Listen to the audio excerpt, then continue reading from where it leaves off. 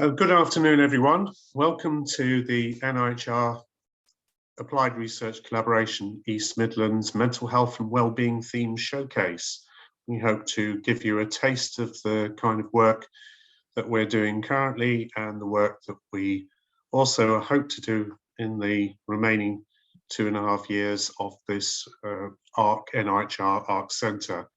So I'm Richard Morris. I'm a professor of psychiatry at the University of Nottingham, and I'm the lead for the NIHR ARC East Midlands Mental Health and Wellbeing theme. Next slide. So the guiding principles of our theme was that we first of all conducted a stakeholder survey in 2019, and then 2 stakeholder events. One was held in Nottingham and one in Leicester. And this occurred before the COVID-19 pandemic, of course.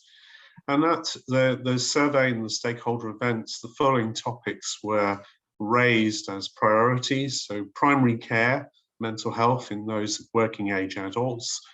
And we've addressed this through the Alpha STIM-D study that you'll hear. Old age mental health, I'll talk briefly about the Pride app PhD. Children and young people, my colleague Jim will tell you about the Far Away study. And although originally in 2019 we didn't have any projects on this, wellbeing and mental health of the NHS workforce was highlighted as a priority. We have been able to address this with the pandemic, and I will start to talk about that a bit later on. So our larger projects should have the ability to have an impact on clinical practice. We base them on our expertise and previous work we have in our region.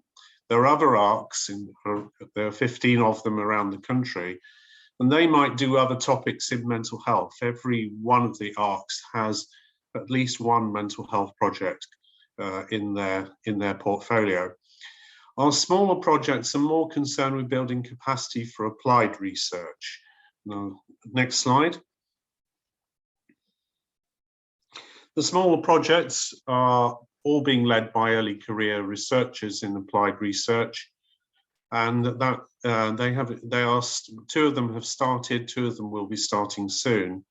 So one of them is about mortality from prescribed opiates and antidepressants. It's a study using a large GP database. Another study is about teaching cancer staff to communicate with cancer patients on mental health topics. Another one is about patient feedback on the progress of psychological therapy using artificial intelligence, machine learning. And another topic is a systematic review about lessons learned from trials of digital mental health interventions. We have a further project planned on CAMHS, which will also be led by an early career researcher. Next slide. So all the ARCs were asked to respond to the COVID-19 pandemic. We considered what we might be able to do, and we have continued with 3 projects that were already started, which were all completely or largely digital. But we decided, given the feedback that we received, that we would concentrate on wellbeing and mental health of the NHS workforce as our contribution to the response to the pandemic.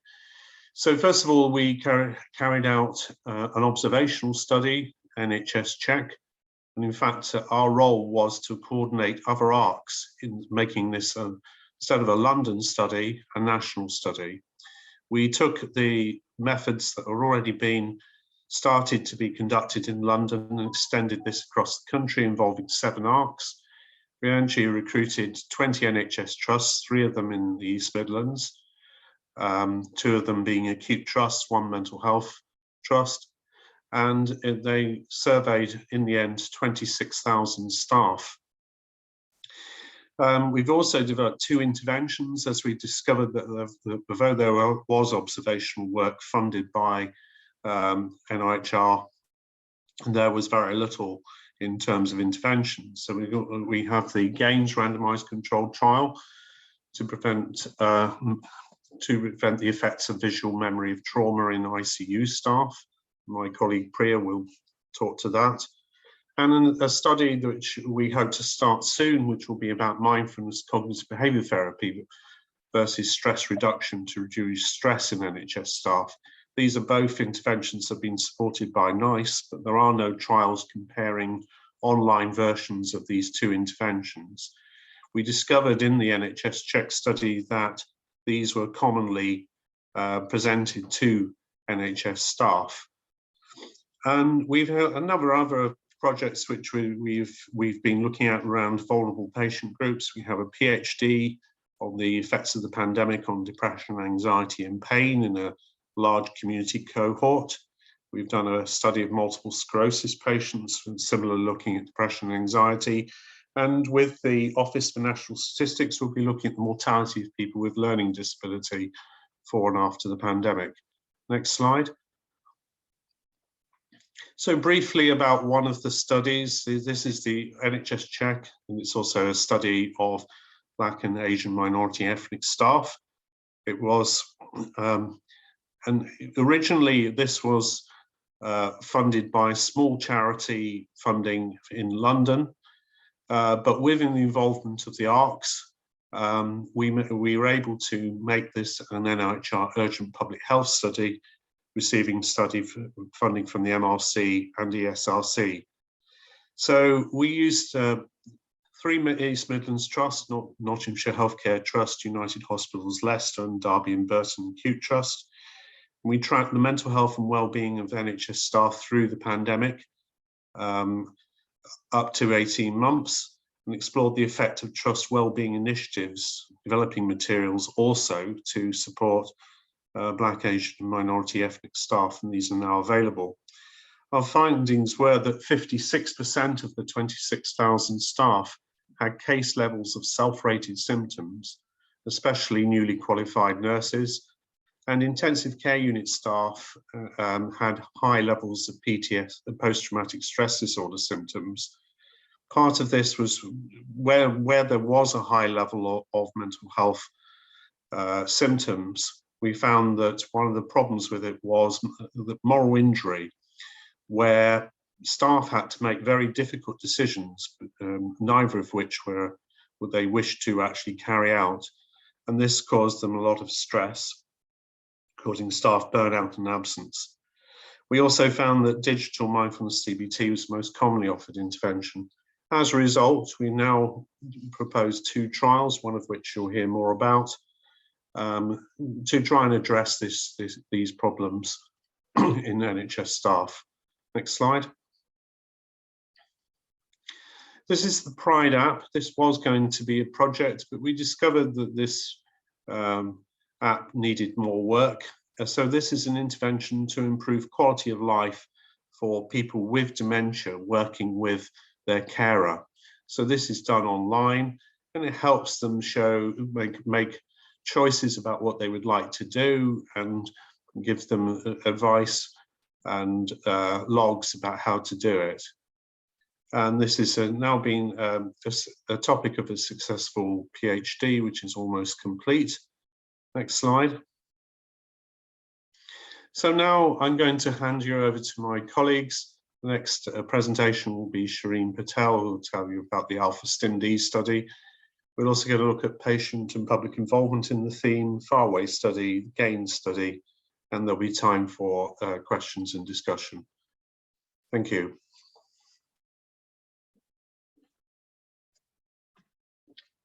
Thank you, Richard. Next slide, please.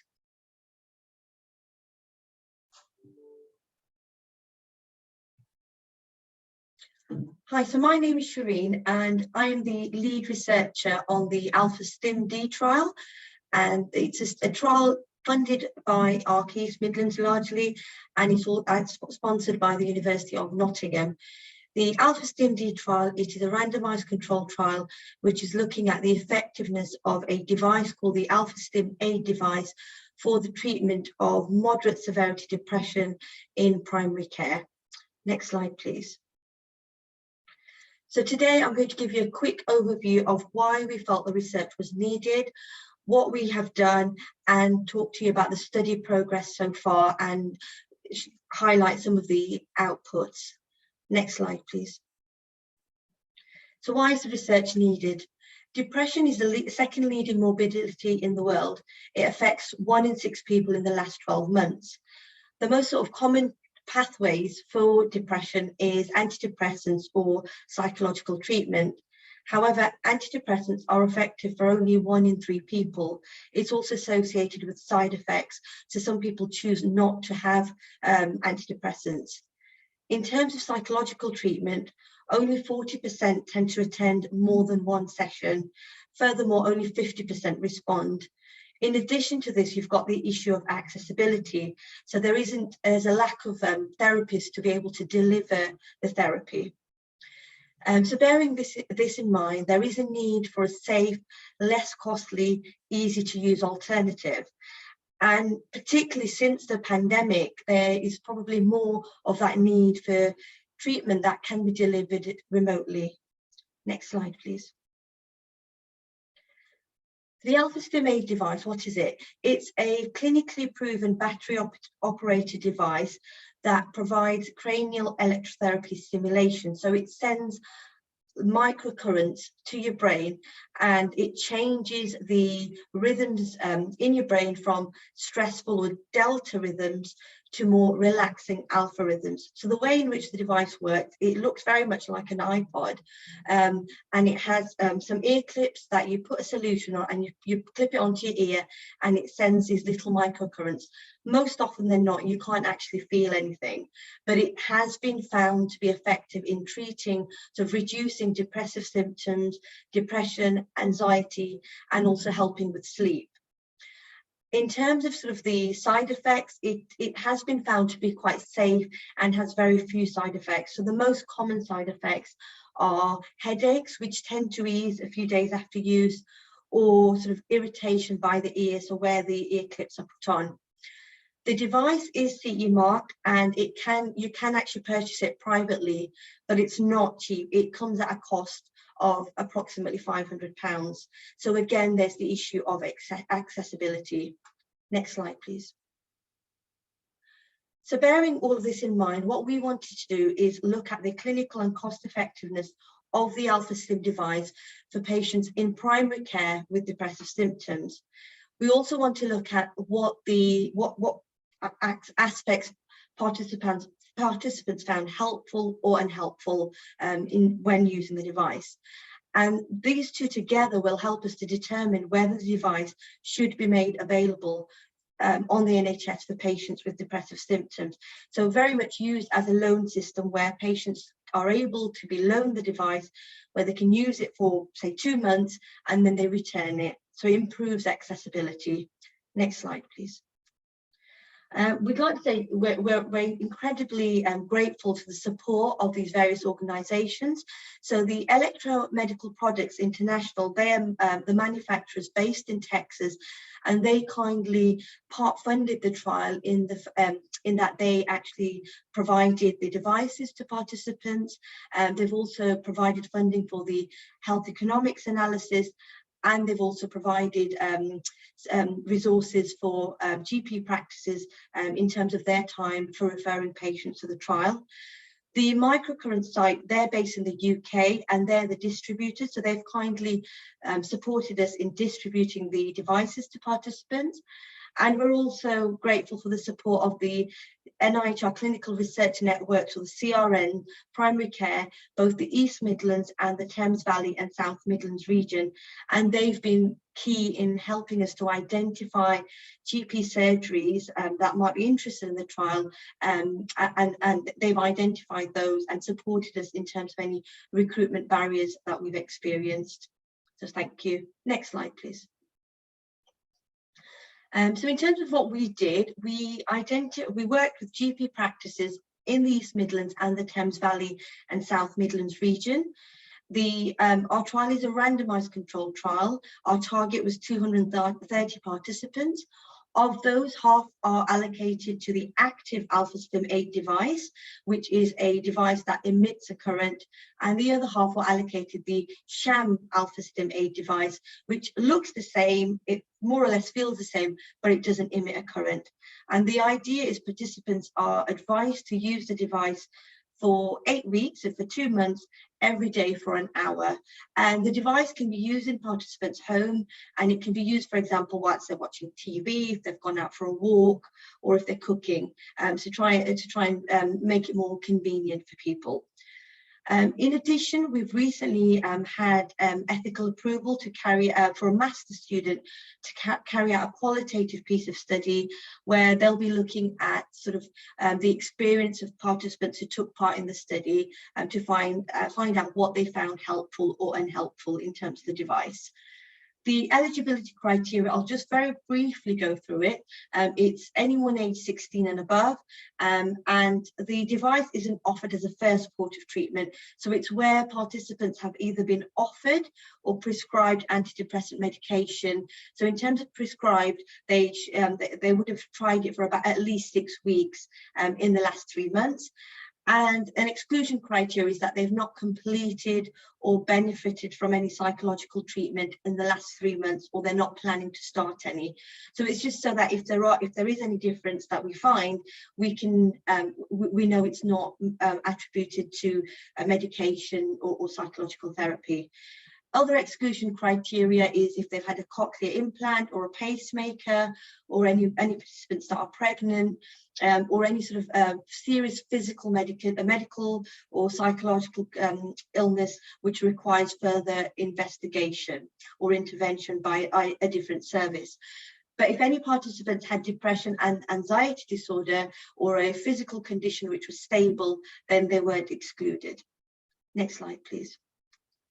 So now I'm going to talk a little bit about where we are in terms of study progress. So I'm delighted to say that we actually exceeded our recruitment target. So we have recruited 236 participants, and we recruited from the East Midlands, CRN, and that includes Nottinghamshire, Leicestershire, Lincolnshire, and Derbyshire. And we also recruited from the Thames Valley and South Midlands region, which included Oxfordshire, Milton Keynes, Buckinghamshire and Bedfordshire. And we recruited ahead of time. So despite the fact that we had a 6-month delay because of the COVID pandemic, we were due to finish recruitment end of January, but we actually recruited before first week of January, so 3 weeks ahead of time. And in terms of our data collection, so we have 3 follow-up time points, which is 4 weeks, 8 and 16 weeks. So the 16 weeks is 2 months after they stop using the device. And again, we're pleased to say our follow-up rates are 85%, which is 10% above our anticipated follow-up rate. And I think we're pleased with these results because, as I said, there was a 6 months delay because of the pandemic. Also, all our assessments had to be changed so that everything was done remotely. So we're delighted that we still had valuable input from GP surgeries who, we're very grateful that they referred patients to the study, and we're grateful for the participants for taking the time out to take part, be involved in the study, but also complete all the questionnaires. Next slide, please. Okay, so one of the things we have had to do is, in terms of the device, initially it was going to be patients would receive the device at the GP practice, and the surgery, so the nurse or the GP would show them how to use the device. But in light of COVID, this wasn't possible. So we had to change the way in which the device was delivered. So the microcurrent site kindly arranged for the delivery of the devices to be at the participant's home. And what we did is, in collaboration with our PPIE, so our patient and public involvement and engagement representatives, we developed a video, an instructional video, which participants were sent a link to, and they could view that, which provided instructions on how to use the device. And this was really successful because it resulted in very few queries coming back from participants about using the device. Also to bear in mind that this video was produced in the peak of the pandemic, when we had several restrictions in terms of what we could and couldn't do. So we're again really pleased that we were able to produce this video. So what I'm going to do is share a little bit of that video, and you'll see that the PPIE representative will introduce the device to you. So I'm just going to show the video now, please. Hello, and thank you for taking part in the Alpha-STIM-D research trial. My name is Rebecca, and I often experience depression and low mood. Together with people with similar experiences, I regularly meet with the academic team running the study to make sure that participants are informed and supported throughout their experience. This video introduces you to your Alpha-STIM device and gives some tips on how to use it. We hope you find it helpful.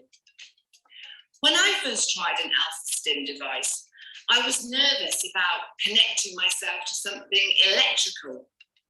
But I learned that my brain, yours, everyone's, works by naturally producing electrical currents. And so the gentle electrical current provided by your Alpha-STIM device can be used to improve the way your brain naturally works. Now I like to think of my Alpha-STIM device as having the potential to kind of recharge or fine-tune my brain. Please remember that there's a 50% chance that you have received an active Alpha-STIM device sending an electrical current. Neither you, your GP surgery, or the research team know whether you have an active or inactive device. The devices look the same, and for most people will feel the same, because the electrical current sent by the active device is very small. You will have received your Alpha-STIM device and other bits and pieces. Let's take a look at them together. Your Alpha-STIM device is inside a pouch, together with your ear clips and 4 batteries, which will provide you with enough power for the total use of your device. You'll also have a bottle of Sigma spray and spare bottle top. Sigma spray, although it's not a spray, is a non-irritant liquid which allows the electrical current from your Alpha-STIM device to flow. So I'll stop sharing the video now. The small Thank you. So for anyone who would like to see the video, there is a link that we can share. So it's a 10-minute video. As I said, it's been really helpful to participants in showing them how to use the device.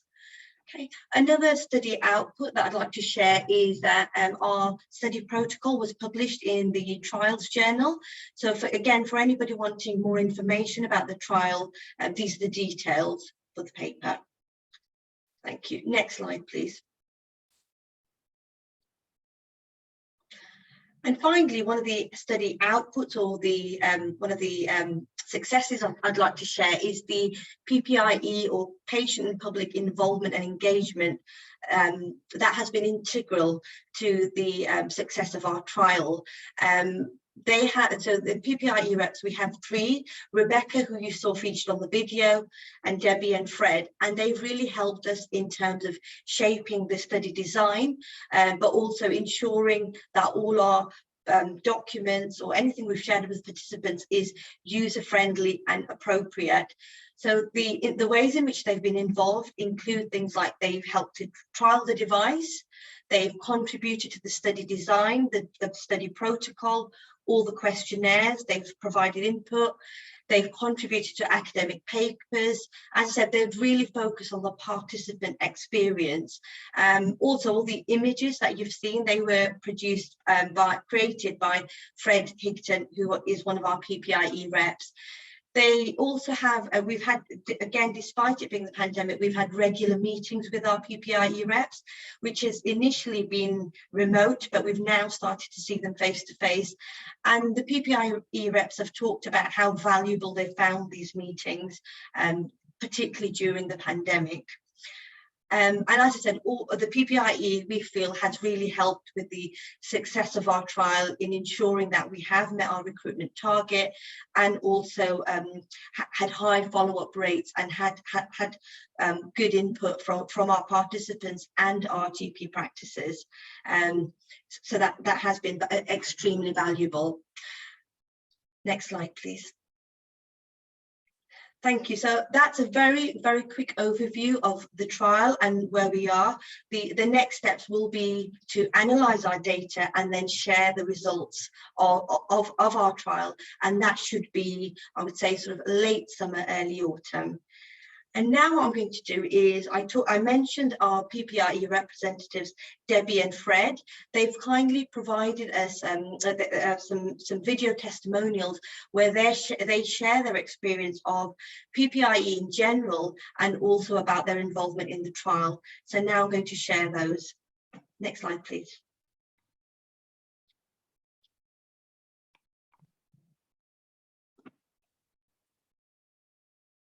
Hi. My name is Fred Hickson. I'd like to tell you about my involvement with patient-public involvement and engagement, PPIE, and also the Alpha STIM project. Unfortunately, I suffered brain hemorrhage in the year 2011. The resulting stroke left me paralysed down the right-hand side. With extensive physio and lots of damnation, some of the functionality has been restored. I'm still passionately interested in medical research, so I looked at how I can make a contribution and became involved in several stroke projects through PPIE. So what is this PPIE? It's the involvement of a patient or a member of the public as a research team member. We should be involved right at the beginning of the project, making sure that it's relevant to the patient rather than just an academic study. We should also be involved in recruitment for the trial with the public. We should make sure communication is understandable. Researchers are great users of jargon and acronyms, which ordinary people just don't understand. And we should spread the word about the project and its findings. I work with the Stroke Association, giving talks and getting involved in projects, running monthly art groups. I joined the Nottingham Stroke Partnership Group, looking at new stroke research, and out of Nottingham University, offering help and constructive criticism. I'm now a joint lay chair of that group. I'm a member of ARC, the Applied Research Collaboration East Midlands, a member of the Partners Board and the Community Voices panel. But my other main areas of interest are mental health, with or without technology, and hearing research. One of the most rewarding projects I've worked on in recent years was the Health Anxiety Project, investigating remote talking therapies for treating patients with an exaggerated concern of their health, a very distressing and debilitating condition. And when the Alpha STIM project arose, it gave me a chance to work with some of the same researchers. I volunteered for the team, and here I am. It's a great project. It's technology-based, looking at mental health issues, right up my street. Really enjoyed working in research, and I'll keep investigating these areas. Unfortunately, COVID has temporarily messed up my mobility and ability to work externally. So most of my communications are via Zoom. But I'm working on it. Look forward to lots more research involvement in future.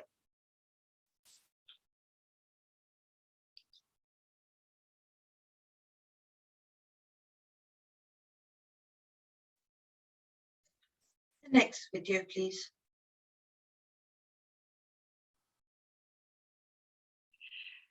Hi, my name's Debbie, and I would like to introduce myself to you. Firstly, as a public contributor, I've been involved in research and being part of a mentor for people who are also involved in researching the PPIE for over 20 years now, and I just want to share with you a few of my experiences. Initially, I started off in research when PPIE was very embryonic, and it was sort of a tick box exercise. Confidentiality was very difficult at the time because people didn't believe that we could keep things confidential. So, but now things have changed, things are a lot better, people are able to trust you, and we're able to trust researchers as well. So I became involved with the Alpha STEM project quite a few years ago, just before lockdown happened. I've been involved with research at the Institute of Mental Health for many years.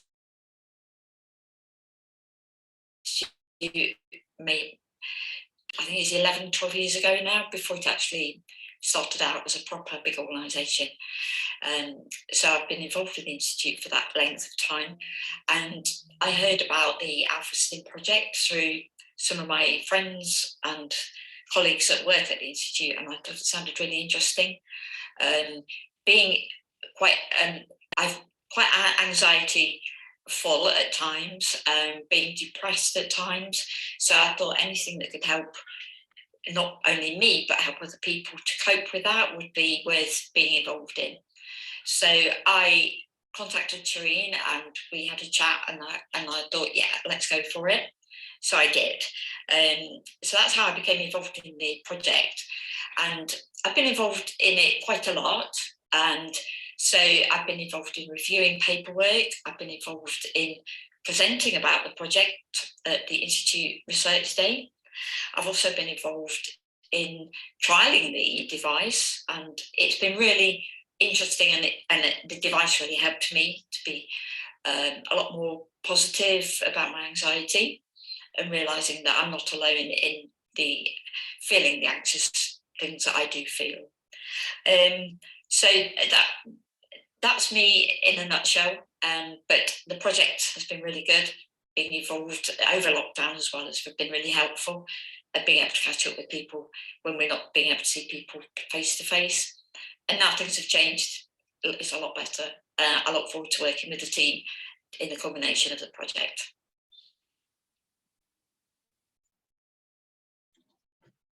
Thank you to Debbie and Fred for sharing their experiences.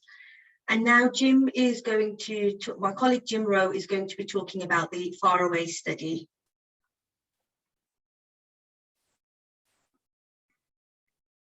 Thanks, Shireen. Hi, everybody. Good afternoon. My name's Jim. I'm the lead researcher on the Far Away from Home study, or to give it its full title, Admissions Far Away from Home or to Adult Wards, Mapping and Understanding the Impact of Current Practices for Accessing Inpatient Care. So what I'll do is, like Shireen did, I'll give you a bit of a background to where the study, how the study came about, go into a bit of detail into what we're doing, and give you a bit of a progress update as to where we are. So next slide, please. So yeah, as a bit of a background, so our main focus is on young people aged 13 to 17 who required admission to what's called a general adolescent unit, or a GAU, as a result of their mental health. So through conversations with colleagues and through some media reports, become aware that many young people, if they require admission to one of these units, often have to travel quite some distances in order to find a bed that's available in an inpatient unit, or in some rarer cases, young people are actually admitted onto an adult ward.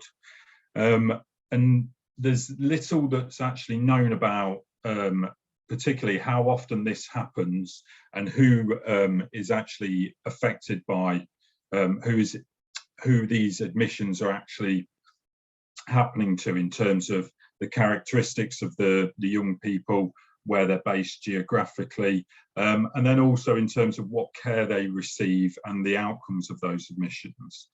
Little is also known about how the young people themselves experience and how they get on in these types of units, these types of faraway admissions, and the impact also on them and their families.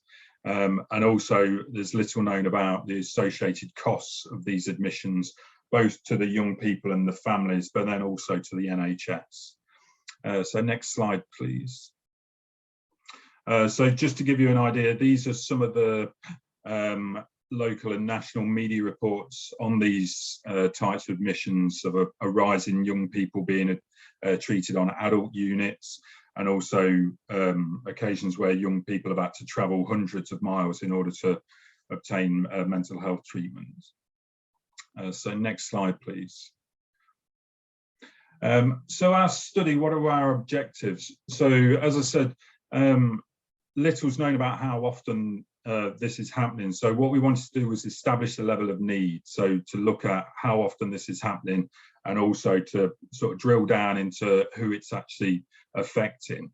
And then also what we wanted to do is understand the impact of these types of admissions from the perspectives of a number of different groups. So from the young people themselves who experience these admissions, their parents or carers of the young people, but then also we wanted to find out the impact from the perspectives of the clinicians who provide the care and service for these young people, and also NHS commissioners. So the idea was to try and get that rounded understanding of the impact on the various people affected by these types of admissions. We also wanted to estimate the associated costs, both to the young people and the families, but also the costs to the NHS. And then taken together, the study objectives would, these data would allow us to make evidence-based recommendations for service development, and also allow us to produce practice guidelines for joint decision-making around the sort of the referral and admission process. Next slide, please. So just to give you an idea of who's working with us on the study. So we work for the Applied Research Collaboration East Midlands. With this study, we're working with 4 other ARCs. We've got East of England, Greater Manchester, Oxford and Thames Valley, and West Midlands also. So next slide, please. And these are the team members that we've got at each of the different sites that we've managed to bring together. And hopefully what this will do is will give us, in terms of the people that we recruit and the data that we get, we'll get a good geographical spread around the country. So we're not just focused on what's happening and the impact on East Midlands young people, parents, carers and the NHS.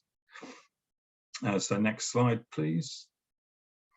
So to give you an overview of the different elements of the study, I'll go into these in a bit more detail.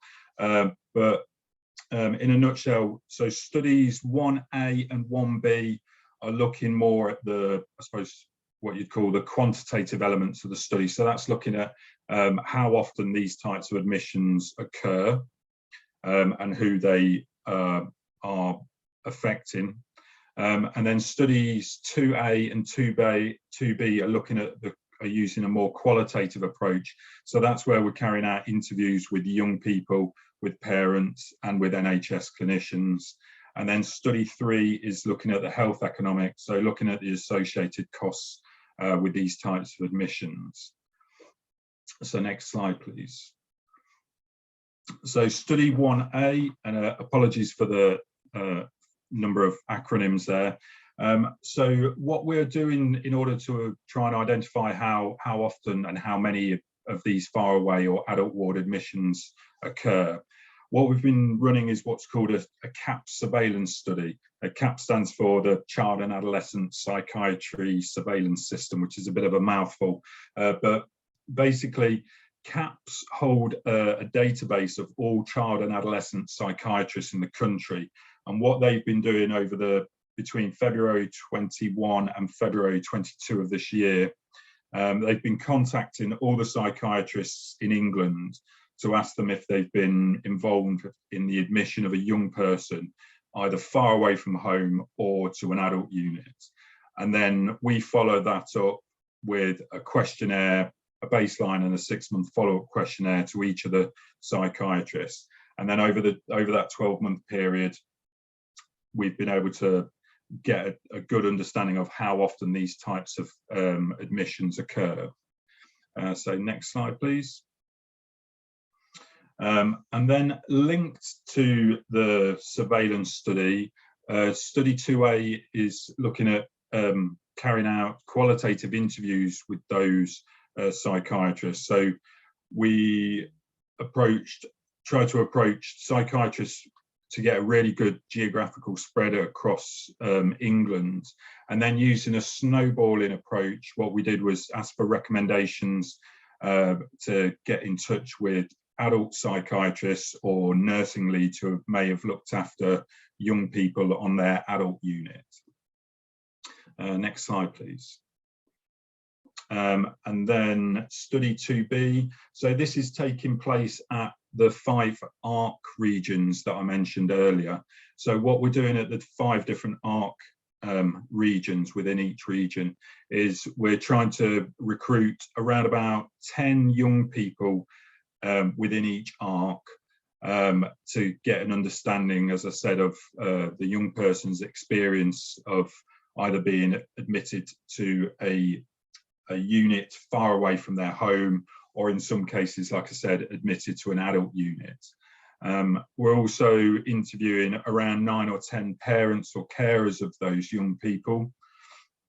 And also, in addition, around 4 or 5 NHS professionals. So this has included psychiatrists, but then also clinical team leads and managers, and also NHS commissioners, to give us that, as I said before, rounded understanding of the different perspectives of the different groups who are affected by these types of admissions. Next slide, please. And then, as I said, to understand and to describe the costs to the NHS and society, study 3 is looking at the health economics. So we're collecting data on resource use alongside the qualitative interviews that are taking place. And we're also using public available sources to obtain unit costs, so to estimate the cost to the NHS for these types of admissions. Next slide, please. And just to give you a quick update of where we are so far. So over the 12-month period for the surveillance study, we've had over 300 potential cases reported, of which 200 plus were eligible. We're aware that there's many more cases that we're yet to be notified about, so we're following those up using our networks. We've carried out 36 interviews nationally with consultant psychiatrists, both child and adolescent, as well as adult psychiatrists.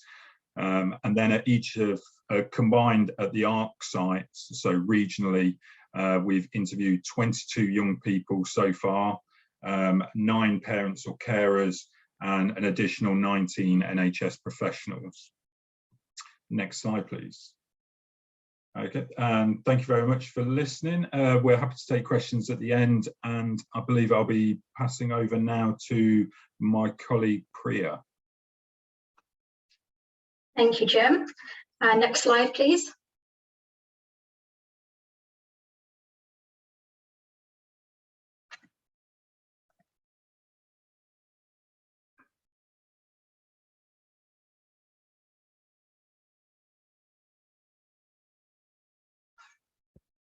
Lovely, thank you. So my name's Priya. I'm a research assistant at the Institute for Mental Health, and I'll just be presenting a little bit about the GAIN study, which is a brief gameplay intervention for NHS ICU staff affected by COVID-19 trauma. Next slide, please. Okay, so just to provide a little bit of background. So during the COVID-19 pandemic, a lot of frontline healthcare professionals were experiencing extreme exposure to potentially traumatic events. And following the trauma, it is common to experience intrusive memories. And so we've just got a quick video now to explain a little bit more about what intrusive memories are.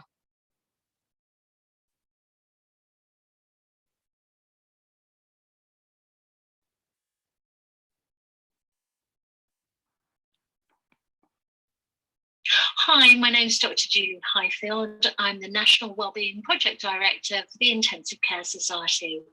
We're delighted to be collaborating with researchers in the GAINS study to help reduce intrusive memories in ICU staff. After a significant or traumatic event, sometimes memories of that event pop suddenly into your mind when you don't want them to. We call these intrusive memories. These often take the form of a visual image, like a picture in your mind's eye. They can be vivid or very short and fleeting or broken up, or they can be like a movie scene playing. They usually happen when you're awake, in the day or night. Intrusive memories can be distressing or disturb your everyday life, like making it harder to concentrate on your work. You may even lose touch with the here and now. Visual memories are the most common, but they also include sounds, smells, or other senses. Intrusive memories can be triggered by something that reminds you of what happened, such as seeing something on the news, or by something in real life. They can also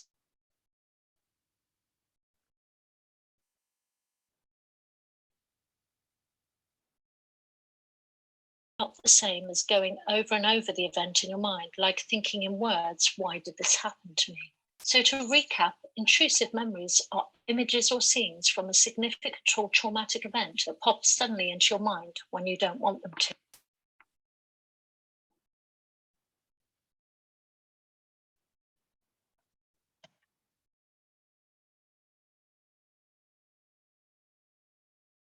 Thank you. And so that just explains a little bit about what intrusive memories are. And for some individuals, these intrusive memories may persist and become a core symptom of PTSD. And so when we look at June or July 2020, around 5 times more healthcare professionals said that they were experiencing intrusive memories or other symptoms of PTSD, which is 5 times higher than in 2015 prior to the pandemic. So you can see that the pandemic has really had an effect on the number of healthcare individuals that are experiencing intrusive memories. And 27% of them said that these PTSD symptoms interfered with their work functioning, and they've also considered changing their job as a result of these PTSD symptoms. Next slide, please. Okay, so there are existing treatments to try and address some of these PTSD symptoms, such as trauma-focused cognitive behavioural therapy. But with this specific population, it's very difficult to find time to attend fixed psychological sessions, and there's also a large mental health stigma within the healthcare professional group.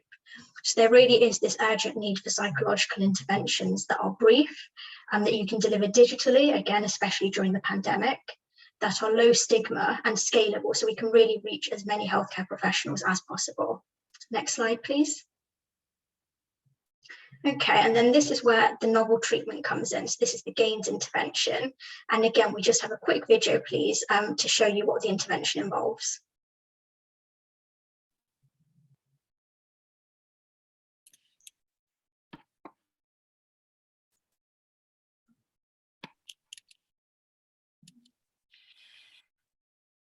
The current crisis is affecting many people all around the world, and healthcare workers in particular. Feeling worried is normal at a time like this, but worry can be very distressing. The things you worry about might pop into your mind as images or pictures. These images might be memories of things that have happened to you, for example, at work. They can also be images of things you've seen in the media, or things that could happen in the future. One way to stop things from building up is to do activities that distract you by engaging your brain in a visual way. This may help you cope better day to day and wind down after work or before sleep. Doing activities that occupy the same visual space in your brain as the troubling images can make the images less upsetting and less vivid and absorbing. One activity that engages your brain in a visual way is to play the computer game Tetris. Research has shown that this activity is most effective when it is played in a particular way. Tetris is a simple block puzzle game that involves planning ahead and rotating different shaped blocks in your mind. And in this game intervention, it uses your brain in the right way to shift your focus away from your worries. Great, thank you.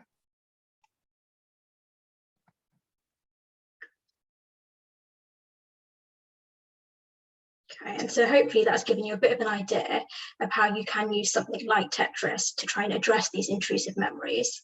So what we'd ask participants to do is to briefly recall an intrusive memory in their mind, to play Tetris for 20 minutes, focusing on the mental rotation. So it's more than just playing Tetris, it's actually focusing on mental rotation and the next steps whilst you're playing.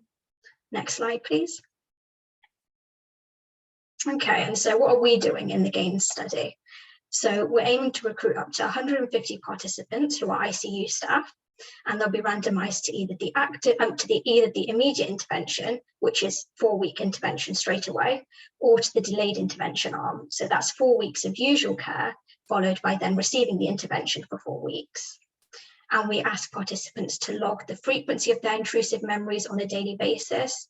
And they're also given assessment questionnaires at baseline, 4 and 8-week follow-ups. Next slide, please. Okay, and the aim is really to see whether the intervention helps to reduce intrusive memory frequency in our sample. We'll also look at key secondary outcomes such as mental health symptoms, work functioning, sickness absence, and intention to leave the job, which are all things, again, that I mentioned in the background that healthcare professionals mentioned struggling with alongside intrusive memory symptoms. And then on top of that, we'll be doing some qualitative work to look at whether it's an acceptable and feasible intervention. And this work is really helping us to optimize the intervention for the next phase, which will be a much larger randomized control trial across the whole of the country. Thank you. Next slide, please. Okay, and just a bit about our study progress. So far we've randomized 84 participants, and of those, 14 have been interviewed for the qualitative aspect. The trial should be completed at the end of June 2020. And like I mentioned before, the planned outcome is to be able to optimize the intervention and the user experience before moving on to the next stage, which is the larger randomized control trial. Next slide, please. And just to end with, we've got some user feedback from some of the qualitative interviews. So hopefully this gives you a bit of an idea of how positive many of the participants have found the intervention. So someone here mentioned that it's like a magic trick, and that memories that they've had for years, which popped up frequently, have just become normal memories. Someone said it's simple to use and it's definitely working. And then someone else has mentioned that it's working faster than they'd expected. And alongside making the intrusive memories less frequent, they're also less distressing and vivid when they do appear. So there's some really positive feedback there from the interviews. Next slide, please. And just before we finish, a big thank you to Professor Emily Holmes, who's the scientific lead in Sweden, the entire GAINS study team and Pivotal, who are our partners, our collaborating partners in the Intensive Care Society, also the Wellcome Trust for the funding, and the International Expert Advisory Panel who have been involved throughout the trial. Next slide, please. Thank you very much, and also a special shout out to Fred Higton, who Shireen mentioned in the AlphaStim-D trial is one of our PPIE representatives at the ARC, and some of the drawings and cartoons you've seen throughout the presentation were produced by Fred, so thank you very much. And I'll now pass back to Richard, I believe, for the discussion.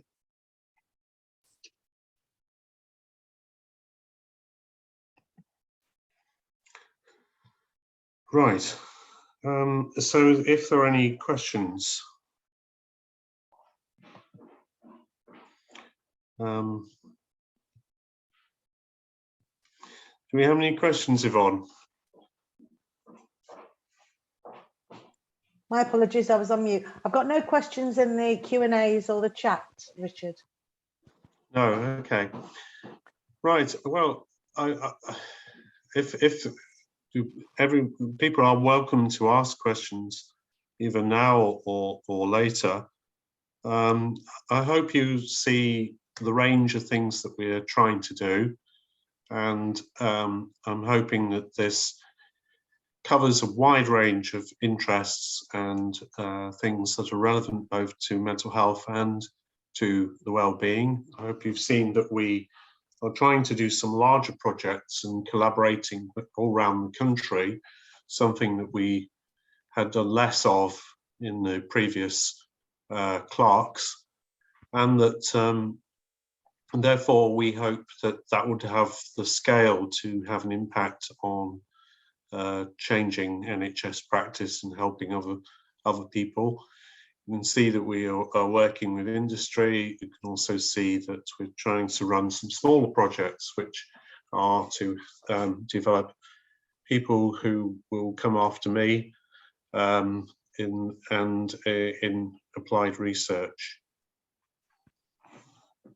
So there's one question: are there plans to repeat the mental health study in the primary care network staff?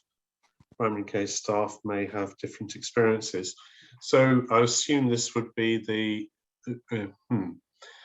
we are hoping to do a number of studies or interventions, but so this is a question from Dr. Vibor Prasad, who's a GP.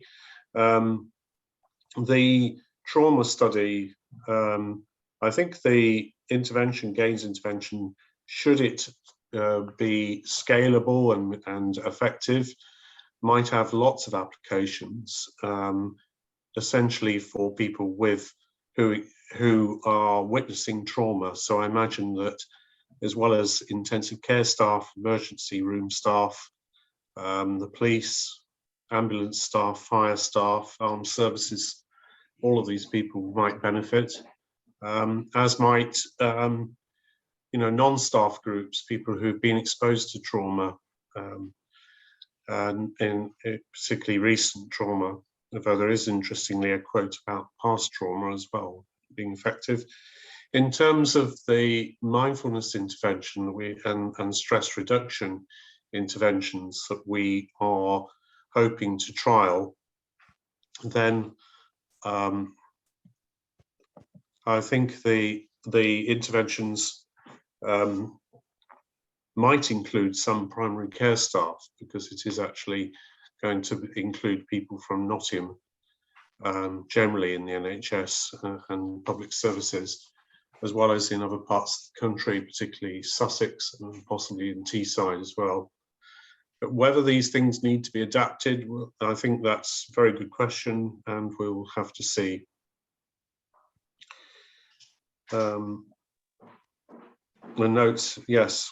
Well, that's an interesting question, and so the question here is some comment here about these interventions could be implemented by employers.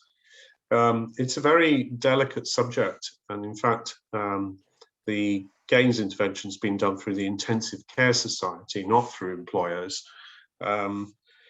Staff sometimes wonder why they've been selected by employers for interventions for well-being and mental health, and therefore the best way of dealing with that may be for employers to have the option open without suggesting anyone should particularly undertake these interventions.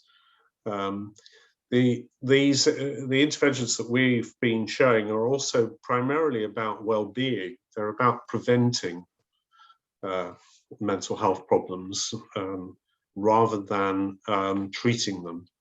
And that also, I think, is a very important distinction which we need to work on. In terms of BAME staff, we have had a study which has generated some videos and supports material, interestingly, showing to people who do not come from the same background what it's like to be from that background. I think there's some evaluation going on of those materials, and maybe they can also be part of the attempts to try and support staff that are going on at the present time. Thank you.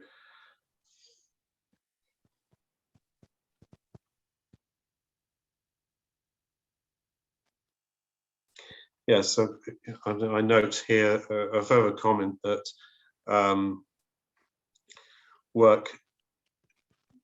certain interventions might also help the workforce at universities.